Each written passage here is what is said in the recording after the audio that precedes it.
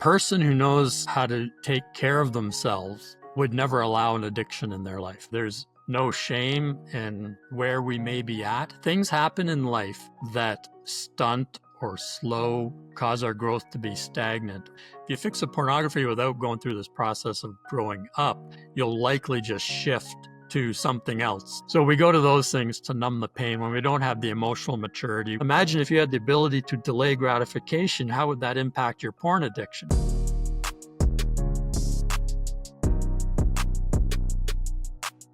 Hey everybody, Hunter here. Welcome to the Porn-Free Revolution, where we help guys quit porn and become men, become irresistible in your life and claim the life that you've always wanted.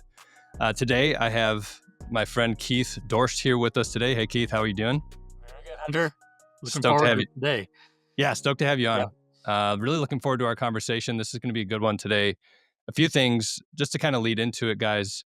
First off, I just want to introduce Keith and then the topic that we're going to be discussing, because if you're a man struggling with porn and struggling in your marriage, struggling in your life, and feeling overwhelmed, overstressed, this is definitely going to be one that you want to key in on. But a little bit about Keith. So he's spent literally thousands and thousands of hours helping couples, individuals, and he's worked with all kinds of different people too, from all walks of life. So military personnel, professional athletes, mega church pastors, politicians, professors, authors, all the way down to drug dealers. Okay, so he's got a full scope, full range of experience.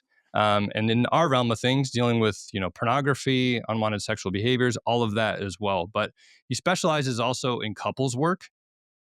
And he's really good at helping you to pinpoint destructive patterns and actually providing tools that can guide you down the path towards healing. And something that I really love about what Keith does is it's about feeling joy again in your life. It's also really easy to get caught up in this oh, we've got to fix all this stuff. And maybe you do fix a ton of stuff, but you still never find happiness or feel good, right? And so anyway, that's a huge emphasis in his work, is really feeling joy again. But guys, he's done over 500 marriage intensives, 30,000 plus hours of individual work.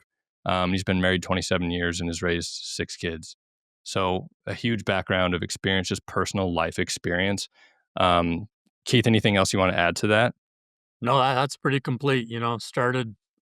Started in this very, very early 20s, working in different settings with people, mental hospitals, things like that. And then some time pastoring and then getting into counseling. And it's been a lot of fun. Got a lot of experience. So I think we can help people today and help them connect some dots that maybe they've been missing. I think it's going to be a good time. Well, and I think that's I think the big thing with what we do here, even here on YouTube or in our communities, is the focus is really about personal experience. There's just nothing that beats that personal experience, right? Having lived through these things, I mean, it puts you on a level of being able to relate to people that's just not possible without it. And so I really, really appreciate just your life experience.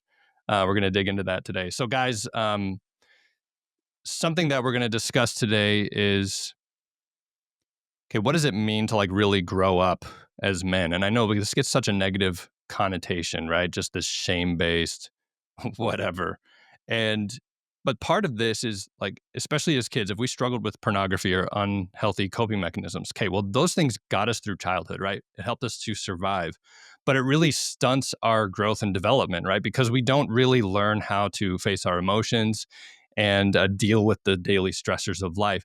And then guess what happens? We go into adulthood and now we have responsibility, we have career, we have finances, we have house payments, we have marriage with its whole set of issues and skills that are required to navigate successfully. We have parenting, we have all these things that then just kind of dogpile on top of us.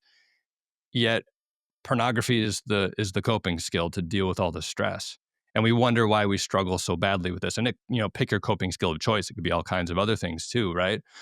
But what we're going to talk about today is what does it mean? What does it look like? And how do we mature through kind of the deck of cards we were simply handed, right? And take that responsibility and step into thriving as an adult man and a husband and a father and all of that. So, Keith, take us away. Let's dig into it. Okay. It's deep stuff. It's deep. We're gonna dig into it, and I try to keep it really simple because just the fact that, we're struggling with things in life, there's all those stresses you mentioned, responsibilities that we have, it affects our brain and our ability to comprehend and understand stuff. So things need to really be broken down. So, a statement I like to often begin with is that a, a person who knows how to take care of themselves would never allow an addiction in their life. That's pretty simple, pretty shocking. A person who knows how to take care of themselves would not let a negative bad habit, well, all bad habits are negative, a bad habit in their life because they know in taking care of themselves, letting that in is not good for them. Mhm. So the part of the problem with that is a skill that we learn in life as part of our growth, that happens at the second stage of our growing up. And there's 5 stages of growing up. If you're married, ideally you want to be at the third stage level of growing up. And if you have children, if you're married and have children, you want to be at the fourth stage. And but I'm saying if we're allowing habits that are destructive that have consequences, and we're not taking care of ourselves because we're allowing these addictions, we're not overcoming them. We're at the second stage. So your growth level is level 2, but your life situation might have you at level 4 where you're married and have kids. And those relationships are negatively affected if our capacity isn't there. So when I talk about personal growth, I talk about capacity. Do you have the capacity to carry the weight of life in a positive way? Manage it and overcome it. I like Well, that you mentioned the levels because I don't know, for me, like that's helpful because it's like, okay, if I'm at this stage, then I should hopefully be at this level. If I'm not there yet, then it means that hopefully then there's like something clear that I can do about it to make sure I get there. Right. So maybe we start with just like defining what those levels are. sure. Like if you can just give an overview for those Yep. and then we'll kind of go through each one. Yeah. So the first stage is infant stage, and typically it's from birth to 3 years old. So that's infant stage.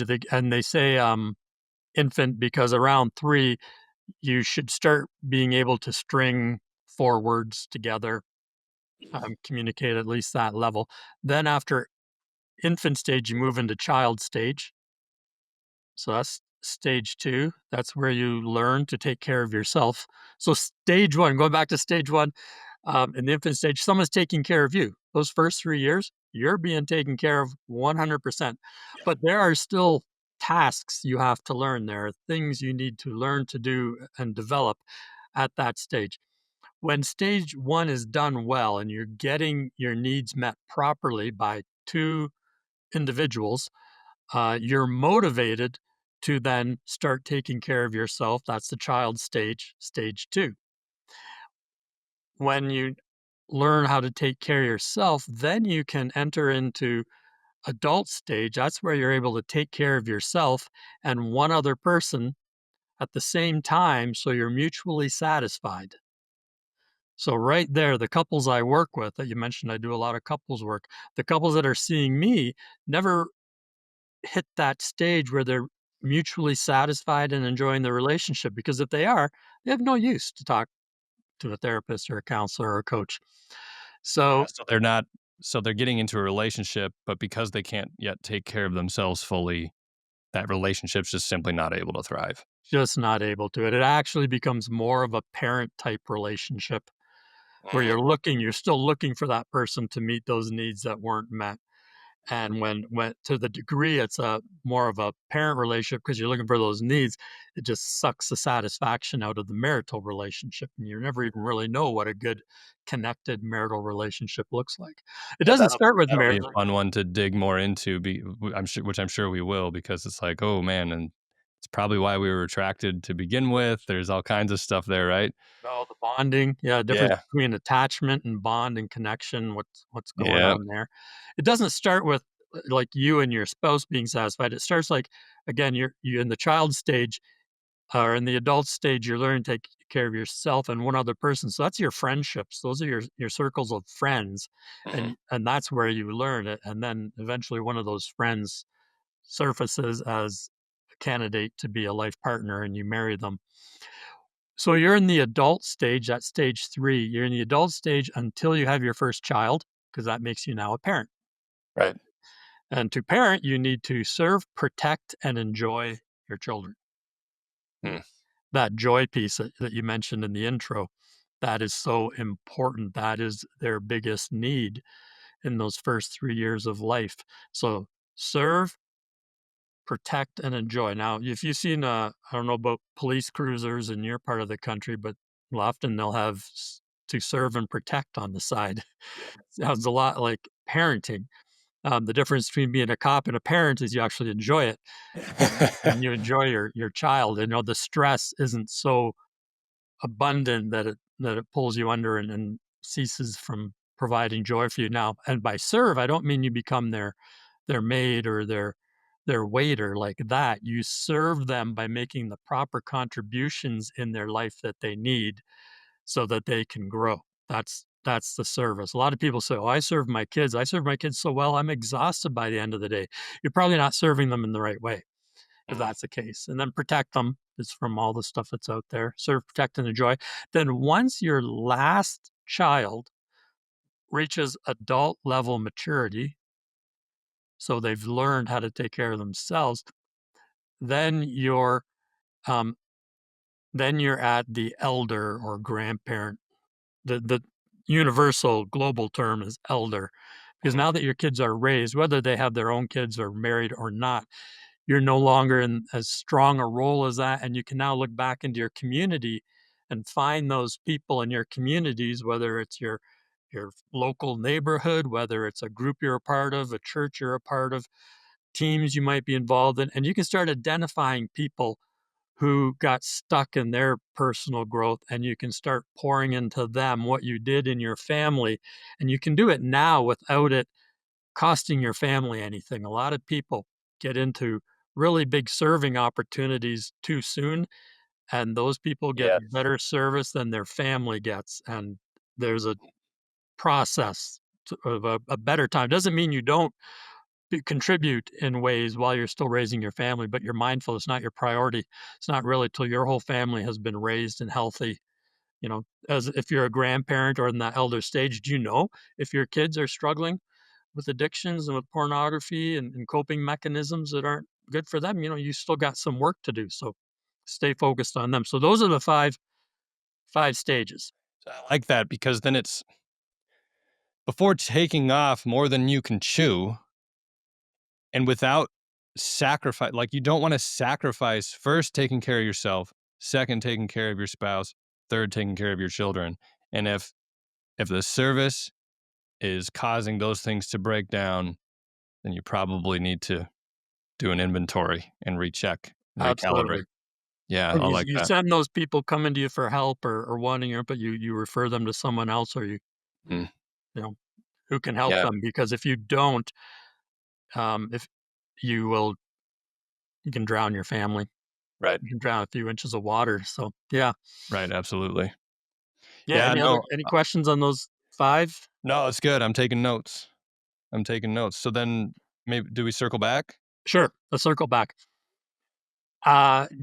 This is a really natural process for people. Everything in nature grows. Okay. So there is no shame in saying I've still got some growth to do. You might have plants in your house that don't look too healthy at times, and you respond with, well, let's find out what they need. More nutrition in the soil, more watering, less watering, too much of something, and you nurture them along. This is a very nurturing process, and it is a lifelong process. So there's no shame in where we may be at. Things happen in life that stunt or slow, cause our growth to be stagnant. We all experience it. And sometimes we need help discovering what those are. Sometimes we know and we keep them in our closet and we don't want to bring it out. Um, and so as we put those things out there, we need to look for then where are we stuck? What are the contributions we need? Because everything in nature requires contributions to grow, like we said with a plant, right? Right. Nutrition, light, all that. It's no different for human beings. So it requires community. I mentioned at least two people, and science would suggest two people of opposite genders, Right. ideally. So it Yep. gives a male and female imprint on the human brain, so you get both aspects. Science would suggest a mom and a mom or a dad and a dad will not provide as much for a child as a mom and a dad. Right. And that's not getting into even the moral stance behind that, Right. guys. Like that's none of that. This is proven. Yeah. Right. Yep. Just for Yeah. that. So we need community. In those 500 intensives that I've done, those are 15 hours in a week with a couple. That's how I used to do it. I One of the first questions I ask a couple is, "Who is your community?" Because if you want the work that we do to remain a fixture in your life, not just a breakthrough that fades and then 2 weeks later you go, "Oh, the counseling never worked."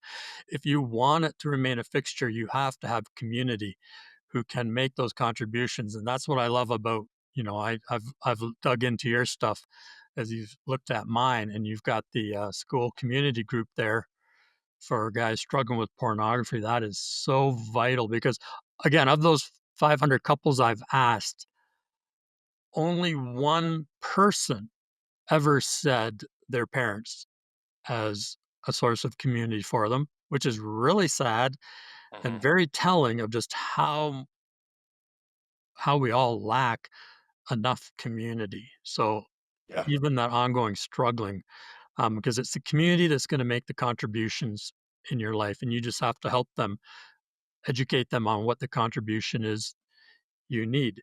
So I if like you that are, you said that like variation, right? Or like the contributions. It's like any healthy ecosystem, like you just to go to the back plant analogy, right? Yep. Any healthy ecosystem needs variation in order to thrive. And so when we're just one singular organism, like we get sick because we don't have variation and we don't have it's like the outside influences that are hopefully good ones, they help shine the light of awareness on where we need help and support and they nourish us in ways that we just simply cannot nourish ourselves and like it's so important. That's why that's why 12 step has proven to be effective in its own right. That's why like our community is so effective because you get to come into an environment where you're getting all this support and encouragement and accountability for making improvements at the same time, right? And that's why therapy and coaching and counseling is so effective. and I like communities and like the idea of the group that you have even more. If a couple comes to me, I understand a lot of times they need privacy and personal attention to work through some maybe strong issues. Like you don't want to go public with that, but then Yeah. very quickly you want to go into a community because imagine you have a situation, you got to share how you fell back into your addiction, but there's 10 people giving you grace in that moment. Right. That is 10 times more than a single therapist could give you. Yeah. Those looks on their face, the tones in their voice, we understand, and there's nothing you can do that's gonna stop us from being committed to you and loyal to you and loving you through Yes. this, no bad habit. You get that 10 times, that is like 10 times more powerful medicine for a problem. Right. So, Especially because, a lot of guys are like, well, why can't my wife, support me or whatever? yeah, Well, it's, the guys in the community, they're not married to you. Right. And there's not like high stake consequences attached. So we can kind of, as an unbiased party, we can come in and give you the love and encouragement, support that you need so that your wife can then heal if this is your situation. Right. So that she can get the love and support and encouragement that she needs because of the hurt, she might not be able to provide that for you. Yet so that's where many it's are like that expecting it. more of that parenting relationship where you're looking to your spouse to meet a need, and Yeah. that's a very different relationship then when you're moving towards your spouse because you desire to be with them and experience them, that's the bliss, wedding bliss that we all sign up for. Yep. Not I'm marrying you because I need you to help me with this hole and fill that hole. That's too much for a marriage. That's why we have to have community, and you got to build it, identify more possible people that could be a part of it. Well, I think that's why this is so powerful that you've broken down kind of the stages, because a lot of guys are unhappy in their marriages, or they're maybe entitled or feel like their wife should be able to just move on or what have you. And there's a lot there, and we're not going to dig into all that today, but you can ask yourself the question, like with what Keith lined out, like, are you actively, proactively striving to be in that adult stage with your partner, or are you regressing back into that child or infant stage where you're Mhm. expecting or demanding that they act like a parent for you and take care of you, versus you really, as a masculine, like embodied man, doing everything in your power to take good care of yourself so that you can show up more fully in that relationship. Because it's chances are she's probably picking up on the fact that this dynamic isn't healthy and it's not a dynamic she wants, and it's causing problems, and vice versa as well. I mean, It's women are more imperfect too. it's more the wives pick up on it because some of the um, facts around stage one is that 75% of guys get stuck at that infant stage. Is stuck and or like you can function in life. You can have a high paying job. Um, you can be liked by a lot of people. Mm. But again, we're talking about skills and capacities for deep, meaningful relationships that just don't show up. And the wife will say, I feel like I'm raising another child, right? Yep. So here's what happens 75% of guys are stuck at stage one, 75% of women are stuck at stage two. That's where they're learning to take care of themselves. But they meet, and their process of dating um, fools them to think that they have what it takes for a lifelong, satisfying partnership. And they get married and then they have kids. So all of a sudden they've jumped to stage four where they're a parent. So the wife Yeah. who hasn't learned to take care of herself, she's at that stage two.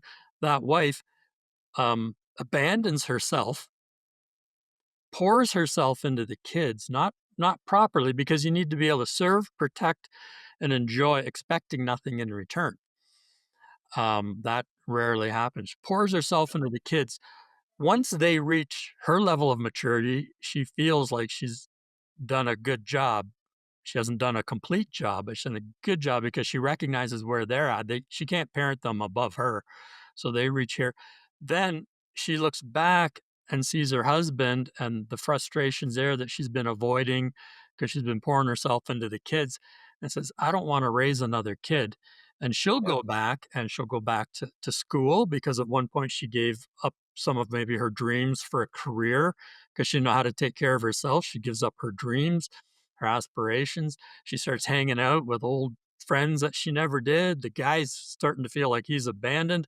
He's starting to feel like she's leaving him and he knows and there's like almost something wrong with him that she's avoiding and he distances himself and those are the couples that show up in my office Yeah. a lot of the time. Let Yeah. me I put mean, in go ahead and then yeah, I was just gonna say, like, yeah, we see these patterns all the time. And a lot of times, a lot of it's just underground, like no one's saying anything, right? So just the bitterness and the resentment is building. And so I have a lot of guys that will say, that they were just blindsided by their wife's unhappiness, Mhm. even if pornography or betrayal wasn't discovered or anything. Like they thought everything was great, grand, wonderful. Well, yeah, they've had their head in the sand and they've been taking care of their wife all these years, and they're just high as can be, happy as can be about it, right? Like everything's great, and then bam, all of a sudden, wife comes forward, says, "We've been married 20 years and I've never been happy," Yes. and it's just a sucker punch to the jaw, it feels like. But really, it's a lack of awareness around what we're talking about today. And Yeah. or on the other hand, we go inward and just instead of facing the discomfort and that bitterness and resentment, the elephant in the room, we're just indulging in the coping mechanism until that comes out Yep. and everything unravels from there. And that's just even more intensified, right? Because of the betrayal then at the same time. Intensified, it gets the majority of the attention. Yes. It almost is a surface fix if we can fix the pornography. If you fix the pornography without going through this process of growing up, you'll likely just shift to something else. Yeah. There's pornography. So lust, okay, when we have emotional upset in our brain, so that husband who's struggling at this early stage is feeling rejected, is feeling like they're not good enough. They know this, they're feeling it. So anybody in those levels of pain turn to things to numb it. So orgasm will numb that pain. So will lust. Yep. Short of orgasm, but lust will. So that's the Instagram scrolling, those kinds of things, all the immodesty that's out there. Yep. Um, Sugar in all its forms. So whether it's alcohol, candy, cigarettes, the cured tobacco leaves are something like 96 or 97% sugar. So that is something that you constantly are going to numb that pain. Control, a sense of control over a situation will numb that pain. So it might be um, pushing someone's buttons and getting a reaction out of them. It might be buying power when you go and you buy something that you really can't afford, right? You're not demonstrating taking care of yourself. You're doing something that's going to have a consequence. As soon as you walk out of Ross or TJ Maxx, you go, I didn't have the money for that. Why did I do that? Like sometimes it's instant. Sometimes you hide the credit card bills. Or the car dealership. Oh, Big one, yes, right? definitely. Yeah. Yeah. Or, video games, all Yep. those things are an argument. Just getting in an argument gives you a sense of control. So we go to those things to numb the pain when we don't have the emotional maturity, which is part of this whole process of growing up, knowing what you're feeling, naming it, like so correctly identifying it, and then speaking it appropriately is the sign for emotional maturity Yeah. and having those people to share those emotions and feelings with. But I don't know how I got off to there. That was really good.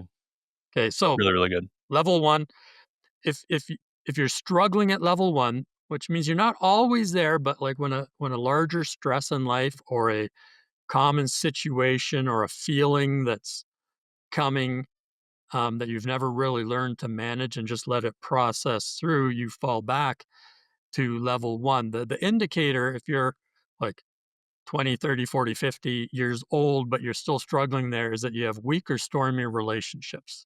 So stormy, up and down, up and down. A lot of people say it can be great for a couple days and then boom, you know, it's just as bad as it's ever been, and then it'll be good. And he'll act like there's no problems at all. And then we try to talk about something and it's terrible. And that's a weak or a stormy one. A weak one is where you just don't feel the closeness.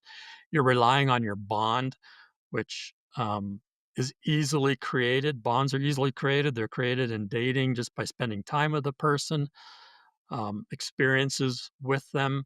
It just happens. You spend a lot of time with the person, like a lot of people do when they're dating. You're creating that bond.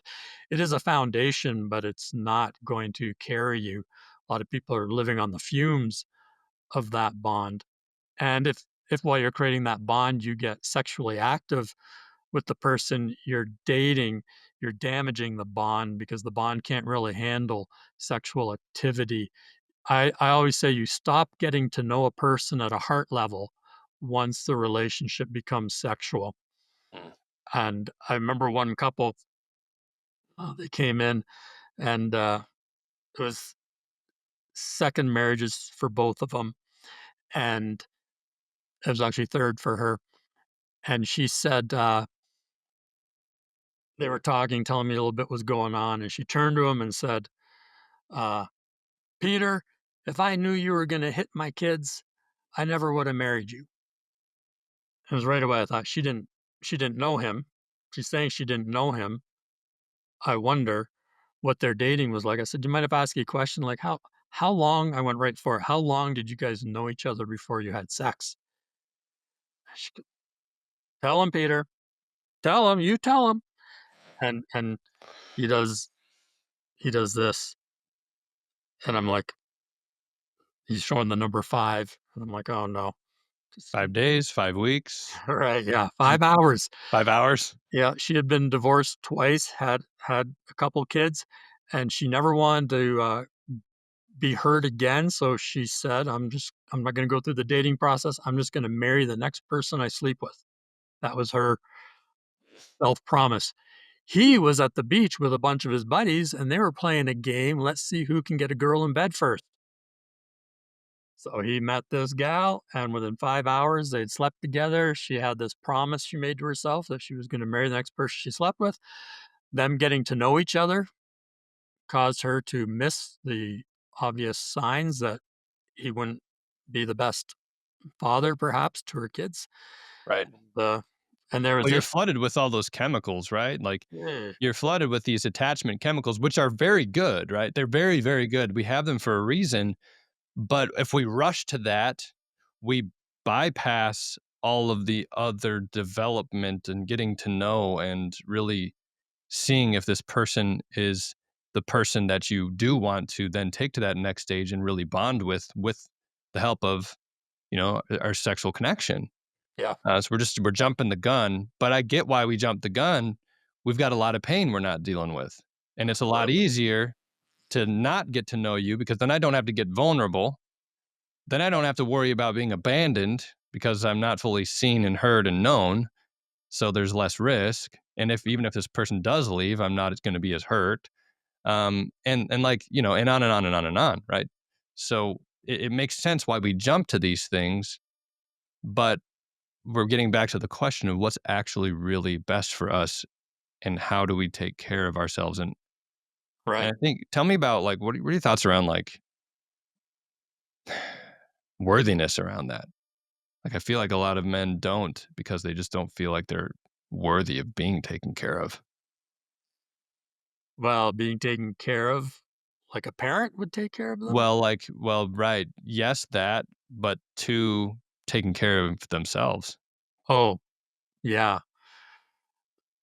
A lot of times working with people, I look at trauma. Traumas are what get us stuck in our growth. Like, even like, think of a tree. If a tree gets backed into by a car when it's growing, it'll stunt its growth. Um, we have traumas. We have bad things that happen in life that we wish never happened, and there are things we never got in life, those contributions that we needed and never got that get us stuck too. Yeah.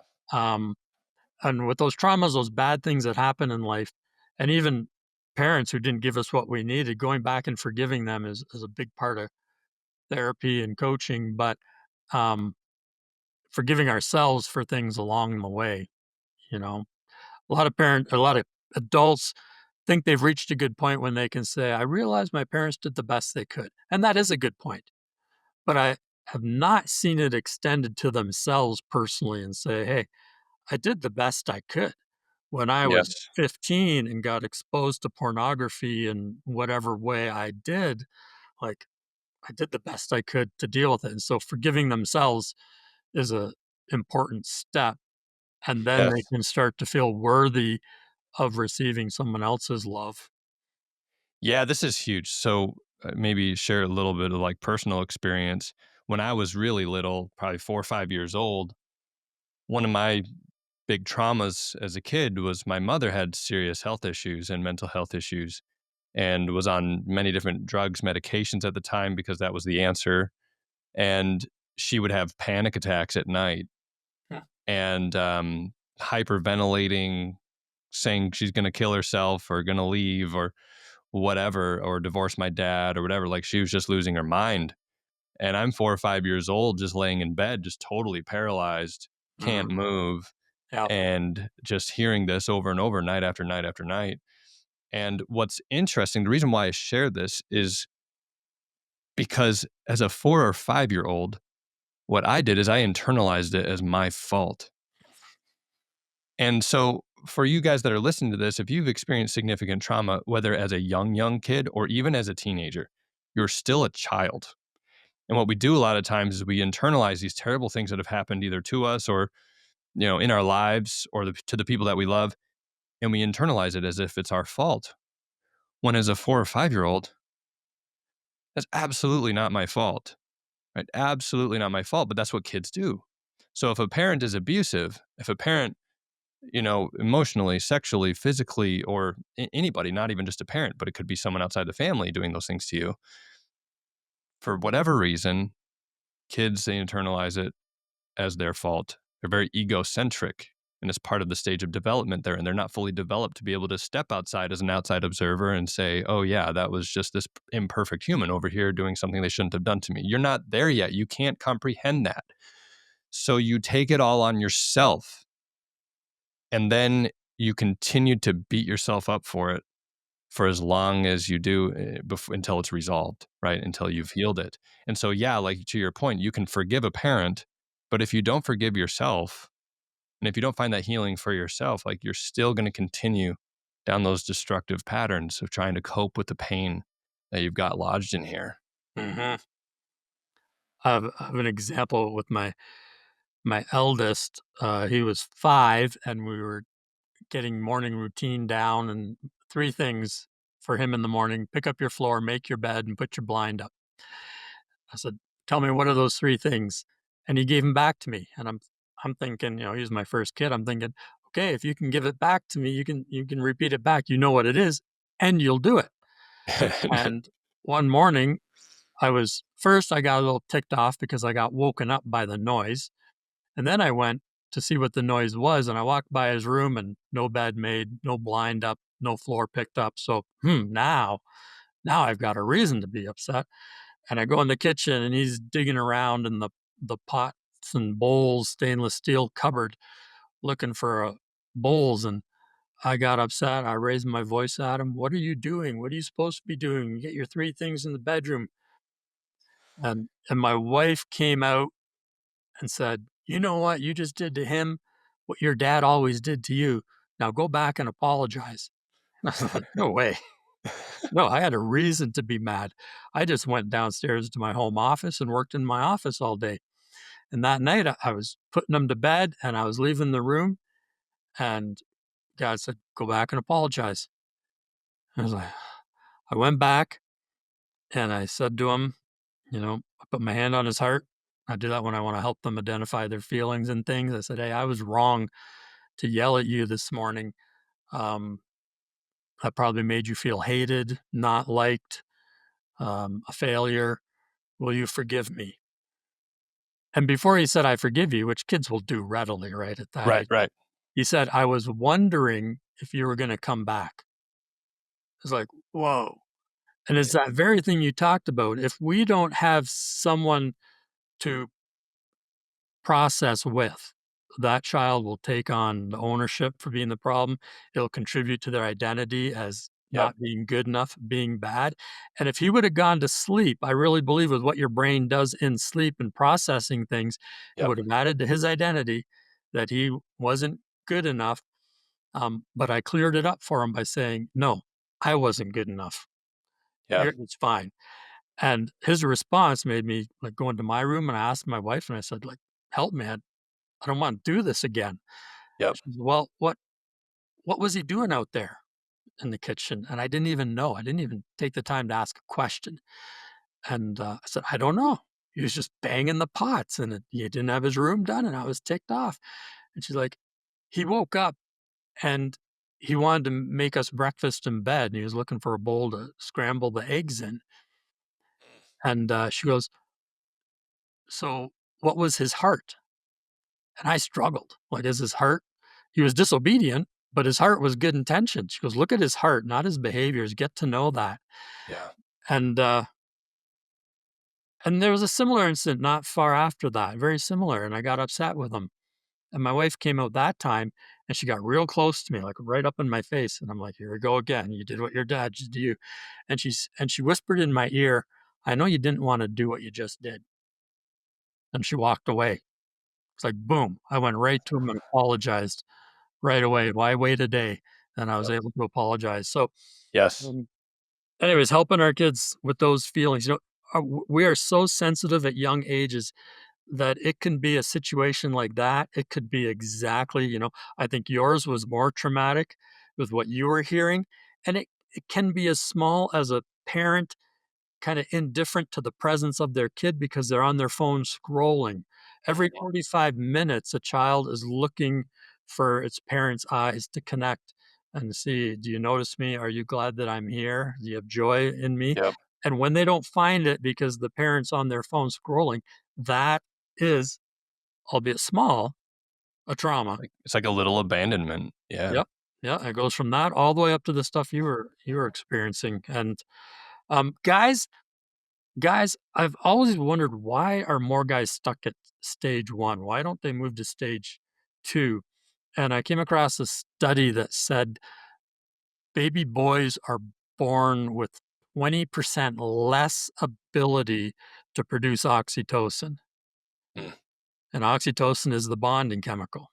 Right. So we are just born with a deficit that we're not able to create a bond with mom and dad at the right time to let these contributions kind of flow to us. Mm. So we So through just don't. nurture, we Yeah, have to get that through proper nurture. yeah, and we don't have that connection for that. The most im Oh, holy cow. Yeah, the most important part, like, there's, 5 things to grow up in these 0 to 3 years. The most important one is learning to receive, Mm. which makes sense because everything in nature starts by receiving. An egg receives a sperm. Yeah. Boom, electricity and life. So good moms recognize the cries of their children and know whether they need a diaper change or a bottle or a nap or comfort or calmness, something like that. If and a baby starts to recognize at 8 days if it's getting what it needs.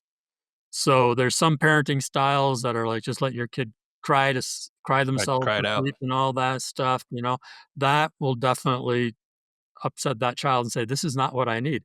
I know I need a diaper change, or I know I'm still hungry and I need food. So as early as 8 days, then that baby starts saying, there's no one to take care of me. I need to take care of myself. That goes 30 years in life, and they're like, they don't want help, they don't want counseling, they don't want therapy, they're not open to that kind of stuff Yeah. because they can't receive help when it comes to them. And usually when it's proposed to them, they respond in anger because something inside them for 35 years has known, I've needed support, I've needed community, and it's just coming to me now, and I've made such a mess of my life and I'm so far behind where I could be. There's a proper anger over that, and it scares a lot of people away. But that Yeah. ability to receive is the most important thing for them. And what they need to receive is joy out of the parent's eyes.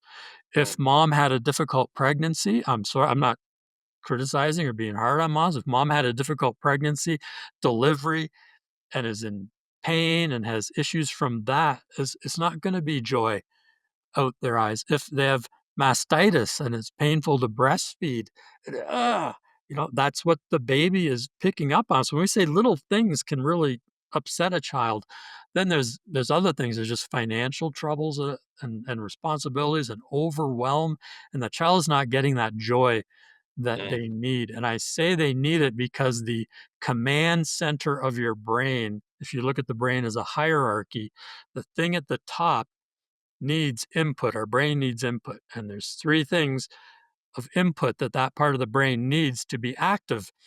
And that's music, affectionate touch, not sexual touch, but affectionate touch, or being within 3 feet of a person up into affectionate touch like a hug.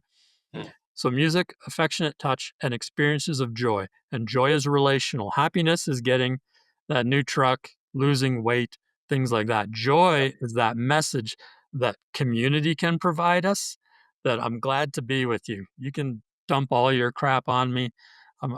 I value you. I see you. I'm glad to be with you in spite of your sin, your character flaws, your weakness, your mistakes, your failures. I'm glad to be with you. That is what we thrive. And when Yeah. that part of the brain is active, every other system comes in line. So our brain chemistry, our ability to delay gratification. Imagine if you had the ability to delay gratification, how would that impact your porn addiction? Right. It would solve it, right? Yep. But we have more stress in life than we have experiences of joy from people. And it's Yeah. cumulative. And that's where we break down. But the degree you have joy is the degree all those other things fall into place. And that's where community and resolving and forgiving people and getting back in connection with them provides us. So, Fascinating kind of a experience that's come into my mind as well. And for guys, for those of you listening, I hope that you can take some time to really kind of inventory what was your childhood experience like, and are you holding on to some of these things that are really contributing to you feeling so stuck? And like, here's an example. Um, Back in August, Keith and I were talking about this before recording, but I had a terrible reaction to medication, and it nearly took my life. And after that, I didn't sleep for like a week because it happened in the middle of the night. This adverse reaction that I had, and it was the most terrifying thing I've ever experienced, hands down. I even broke my neck swimming in the ocean back in 2015, and that almost killed me. But that was not as terrifying as this was. Um, so anyway, this was absolutely terrified me. I couldn't sleep for a week straight. And then after that, my ragweed allergy kicked in last fall. And then I really couldn't sleep for like weeks after that because of the ragweed allergy. So it just drove all this deeper, right? And then it's just insomnia, countless sleepless nights. I mean, the last 6 months, it was like probably 80% or more of the nights I slept only a couple hours, or woke up in panic attacks, stuff like that from this experience. But what was so significant was my wife, she's a trained brain spotting therapist. She does acute trauma therapy. And so it's kind of nice having a built-in trauma therapist so we can sit down. She does, we have to walk that line, right, of making sure that she's not turning into that like or too much of a mother figure for me, right? Like as I'm dealing with this stuff. But she's able to do that. And what was fascinating is when I was going through this with her, first off, I felt loads of resistance. I was like, my psyche was like, I do not want to go here. I do not want to receive anything right now. I got my defenses up. I'm fighting, and it was from, fighting off this crazy experience that I had. And I wouldn't let my guard down. And eventually, I've done this enough and have worked with so many clients enough where I know what I was doing. So I was able to guide myself through that, right? And I was just spoke out loud. I was telling her exactly what's going on. Like, I have a huge wall of resistance. This is what I'm feeling. Da, da, da, da, da. Well, then all of a sudden, my mother started coming into my mind. Hmm. And then I really didn't want to let the guard down, right? Because a lot of that traumatic experience was from her. And I love my mother, by the way. We have a great relationship. So much healing has happened, but I didn't want to let that guard down. Didn't want to receive. And what it turned out I was unwilling to receive was comfort. And Mhm. where does the primary source of comfort come from when you're a child? Is from your mother. And so it was like this mothering energy from within myself that I was capable of bringing to myself, but I was divorcing myself from. I was completely rejecting because of fear and terror and PTSD, right? I thought it was keeping me safe, but it wasn't. I was robbing myself of sleep, of peace, of rest because I was rejecting that motherly nourishing within myself. I was unwilling to give Mm. it to myself and also allow myself to receive it from other people as well. Right. Absolutely fascinating, right? It's fascinating. That is just such a good example of a growth Yeah. for you, and to recognize where it's coming from, what's going on inside. That's all self-awareness. That's all part of growth. That makes, in my mind, that immediately makes you someone I want to follow and be an example, because you're like paving the way and you're putting it into words. And there's there's 5 levels of upset that we experience. The mildest form is confusion, and that can be solved by data. So, hey, what time is that interview with Hunter today? I can go to an email. I can read the email. I'll find out the time, and now I'm not confused. Done. After that, information doesn't play a role in getting rid of our upset. But I bring this up because the second one is feeling inadequate. And for an adequacy, we need an example, a human example. Mm. Uh, and that's what you provide. And that's where community comes in too, is sometimes we go turn to community as value because there's examples of people who have gone through traumatic things that where their body was like, do something or you're going to die. And here's how I got out of it. That's a living example of that, not just a book you read, right? There's difference when you're talking and sharing that kind of information. So I was, I'm really glad you shared that level of, here's how we deal with an upset. Thing is, most people go to information to solve their problems. They read, they read books, listen to podcasts, blogs on all this stuff. Your problem isn't that you're confused. Your problem is you're not in tune with yourself and you're not dealing with these deeper levels. The deeper the upset you are, the more relational the solution Yeah. has to be. Yes. So when your brain is upset and feeling pain and you numb it with a decision that's going to bring consequences at some point, either you got to go into hiding about what you were looking at, or you've got to come clean with your spouse. Um, Instead of doing that, you've got to press into what do I need? And oftentimes the worst upset we have is alone and we need the presence of someone who loves us or the memory of someone who loves us. And when we can make that connection, then that level of pain goes away and we don't have to go to our coping. Such a bad word, coping. It's not, I, I I know, know it's right? coping, but it always brings a negative consequence. Right. Can you Yeah. hit the next three? So we get the next three Sure. levels of upset then, How because much that was time do I have really so I know how to allocate time? we're at what, 51 minutes? How much time do you have? I got all day. Not really, but I can Why go. don't we go another 5-10 minutes and then Okay. we'll wrap. So All let's right. hit, because that was huge what you just said. Like, because I get caught in that spiral, right? Like, find the next answer, find the next answer, find the next answer. What's the next thing that's going to fix me and get rid of this problem? So you research, research, research, but then you just stay on the hamster wheel. Yep. So then you said it was an inadequacy. Oh, That was yeah. the second one. Yep. So inadequacy is the second level of upset, and that's where we need an example to follow. I think I heard you say, "What would Jesus do?" Right? Yeah. But Paul said in the New Testament, Paul said, "Follow me as I follow Christ." He's putting himself out there as an example. Sometimes we need that. Yeah.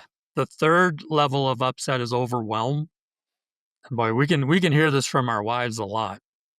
I'm overwhelmed. Guys don't say it enough. They don't recognize it enough, but overwhelmed. And that's where you need the presence of someone with you who you can talk with about what you're going through, and they don't deteriorate and get overwhelmed by you. They stay above water and they listen and they can mirror back and um, validate what you're saying and Yeah. kind of walk you through it, right? As that safe person, Yeah. that friend and companion during the difficult time. And then the fourth level of upset is where you're disconnected. And this is so you're disconnected from people and what you are afraid of has your attention. You're gripped by your fear. And a lot of times our brain is operating like it's afraid it's going to die. It's not going to. It just might you might face rejection from your spouse. But if you've Right. had that long enough, your brain starts saying, no, you're going to die if you experience that. And so you're so afraid of that. Now you can't listen to people. That person who could sit with you when you're overwhelmed is no longer a resource for you because you've just flooded your system with the fear of the problem or the pain that you might face. Oh, Yeah. they're going to leave me, something like that.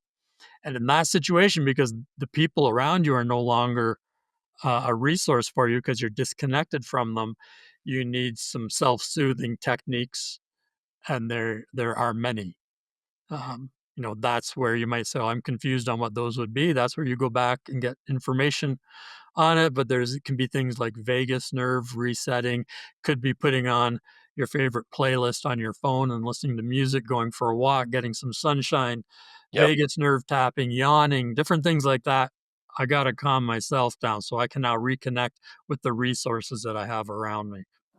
And a big one is like the community. Like I have a ton of guys, right, who maybe will give into pornography and they're terrified. They're terrified to come forward and tell their wives. And I get it. That was me, right?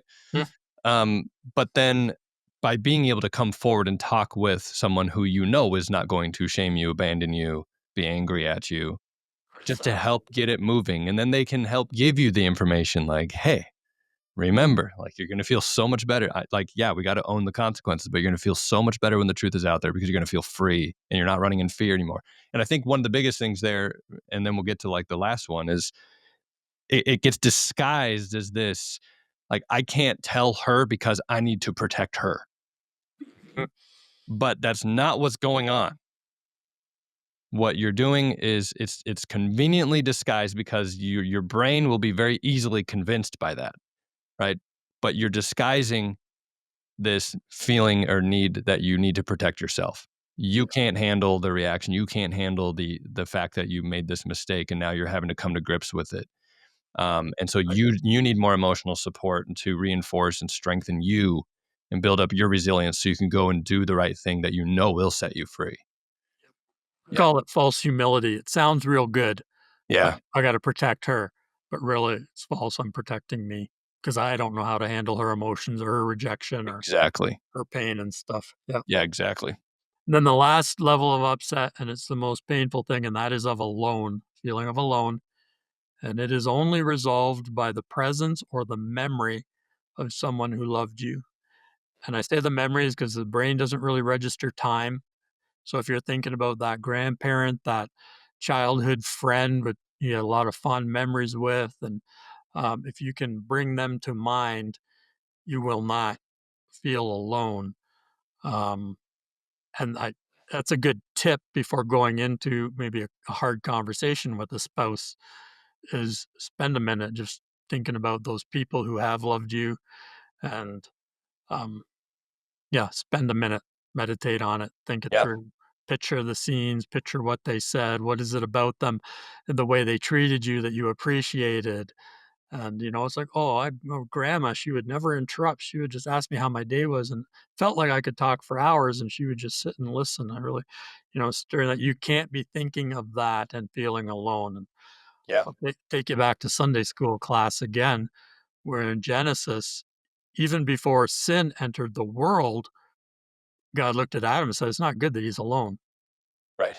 So it's not a part of fallenness or sin. It's just it is integral in our design that we feel connected with someone, and that's why it is the greatest pain for us to experience is to not have that connection. The strongest drive of our brain is to connect deeply with somebody. It's stronger than your drive for pornography. So, Yes. Yes. I encourage guys and women to be open to that idea and go, my best battle right now is to find someone who loves me and connect with them, with someone whose voice I can just hear on the phone, something like that, because that is our strongest drive. Well, it's what's interesting. This is so fascinating. You brought up the that biblical reference as well because we get so caught up in this stoicism and what it means to be a strong man is to do it alone. Yep. And that is against, I mean, for anyone that's Christian listening to this is against our very doctrine. It's not good for man to be alone. It is not good for you to be alone. And think about that because in this problem, it's so isolating. We feel shame for our behaviors or past traumas that have happened to us that were not our fault, but we've internalized and are taking onto ourselves and blaming ourselves for. There's all kinds of things, right? For not measuring up and not performing enough. There's all these messages that we've received, and we feel shame, and it drives us to isolate or to try harder with willpower to force something to change. And then when it's not changing, it's like, yep, see, here's all my data. I'm fundamentally flawed. Yep. It's obviously a problem with me. I'm broken. I'm not good enough.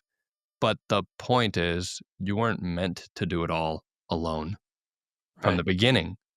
So you're holding yourself up to a broken standard, a faulty worldly standard that's false. Yeah. And you don't need to wear being alone as a badge of honor. It's okay to get help. It's okay to get support. And when you do, like things start to open up. You start to feel free again. And like, I can imagine it over 500 couples intensives, like you've seen this play out because here we're married, but we're more alone than ever. Right. I'm sure you've heard that working with clients and your wife has is just, "I'm married, but I'm alone."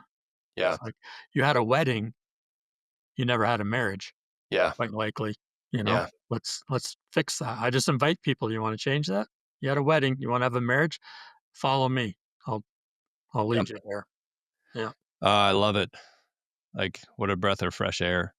Because I think so many of my men, I know I see it, and this was me, right? Of just self blame for all the problems when really, guys, if you're listening to this, you're not alone. Like this is where we're probably like the least alone population on the planet right now, really, in the grand scheme of things. Like most men are going through the same experiences. I mean, pornography is like 92, 94% of men are viewing porn on a monthly basis. Now, Yeah. not all of that's problematic in the sense that it's destroying their life, but there's countless millions of men in the same boat that you're in if that's your primary struggle. You're the least alone population, yet we're more disconnected than ever. And Mhm. if you can get connected and get plugged into an environment, get a mentor, a guide like Keith, like myself, and a community that can guide you through, help you gain that information, help you be and feel encouraged and loved, and help you resolve, like get the skills you need to resolve these wounds. Yeah. You can start really fully living your life, maybe for the first time ever. Mm.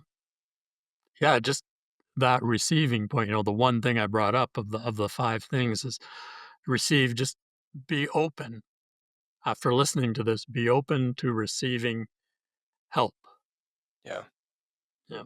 And so we carry all that shame, like you described it so well, and then our wife says one thing that we didn't get done on the to-do list, which maybe we should feel a little guilt over because we did say we'd do it and we didn't, and we can feel guilt. I did something wrong, I neglected, but it goes right deep to shame, and then we go back to the pattern of pornography Yep. to deal with that, and, like, there's so much healthier ways. The ways we're designed, honor the design of our brain and how we're intended to interact, and things can change quite quickly. Yeah. Yeah, that's what I tell guys too, because you see the data that says, well, it takes like 3 to 5 years for your brain to fully rewire, and I'm like, okay, maybe that's true, but you guys got to understand when you have the right path to follow and the right strategy and the right support, and you're allowing yourself to receive the help. Like just because it takes 3 to 5 years for your brain to fully rewire, it doesn't mean it's going to take that long for you to feel joy. That's so true. I tell people, like, depending after listening to them for 3 hours, I can kinda tell how long it's gonna take for them to see the improvements they want, and I'll say, "You know what? A year from now, what you just described might pop up once every 3 months. 5 years, and you might call Keith twice a year. Yep. 5 years, it might come up twice a year," you know? But that and so when you talk about the brain taking that many years, yeah, it might be until something is really, truly a non-issue. Right. And even these studies, I don't they're probably studying people who aren't really tapped into good community that knows what they need. These are probably the results of how long it takes for someone who's, less engaged in the life-giving community that they need. I think strong community will can Right. speed that up.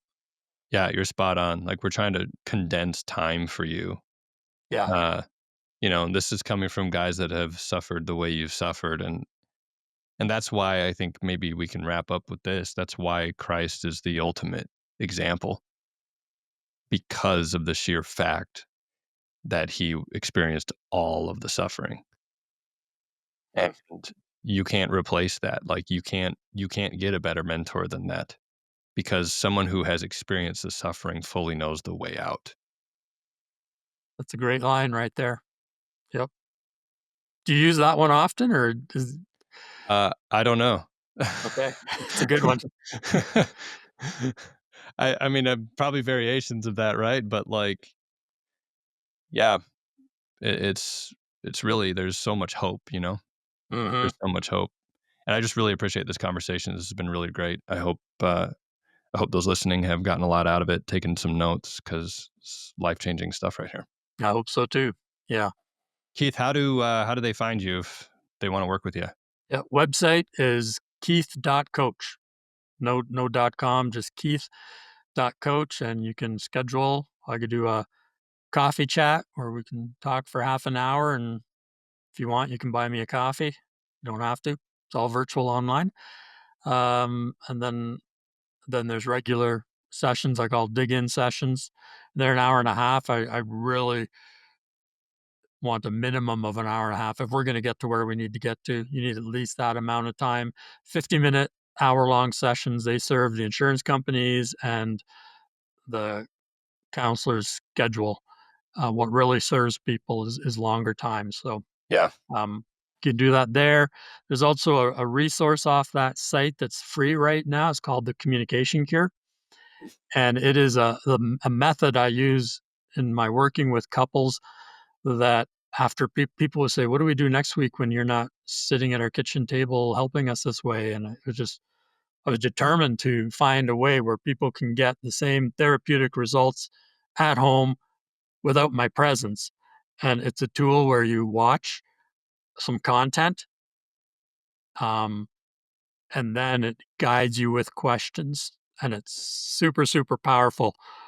The first one, I know I took you to Sunday school, but now the first actual talk is a beer commercial. It's a 4-minute beer commercial by Budweiser, and guys shouldn't be too opposed to that. And you watch the video with your spouse, and then there's a series of questions that get asked in a voice that is neutral. It's not your wife and her tones. It's a neutral voice, so your brain stays curious. There's background music that stimulates that part of your brain, that the right orbital prefrontal cortex that you need for everything else to flow.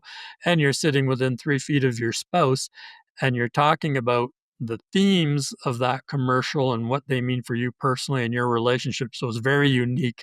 A lot of people don't like a book. They go, "I'm not the guy in the book." It's like, well, you are the guy in this conversation. You're going to talk about this, Then there's other ones where there's a song you listen to. There's 15 minutes of comedy about growing up. There's maybe a 20-minute talk about 5 keys to better health.